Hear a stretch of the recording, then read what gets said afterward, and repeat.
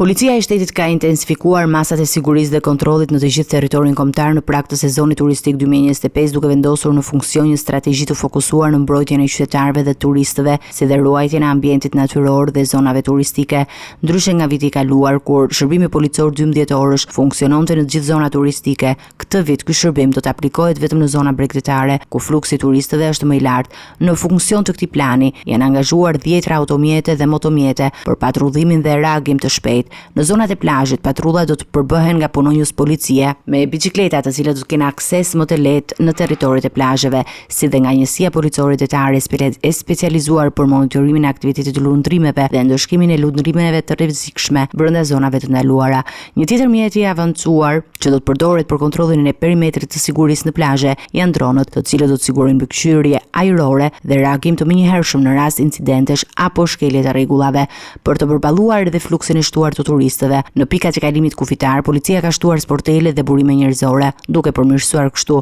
menaxhimin e rrjedhjes së udhëtarëve dhe duke reduktuar pritjet e gjata. Kjo masë është e rëndësishme sidomos për sezonin e lartë turistik, ku presioni ndaj pikave kufitare është maksimal. Në kuadër të masave për rregullimin e trafikut, policia njofton se nga data 16 qershor deri në datën 15 shtator 2025, qarkullimi i mjeteve të rënda të transportit të madrave do të kufizohet gjatë fundjavave dhe ditëve të pushimit zyrtar me qëllim shmangjen e bllokimit dhe rritjen e sigurisë në rrugët turistike. Gjithashtu, vijon operacioni Plazhi i Lirë për ndërhyrje të vazhdueshme për lirimin e hapësirave bregdetare të zaptuara në mënyrë të palishme, me qëllim garantimin e aksesit të lirë për qytetarët dhe turistët në plazhe.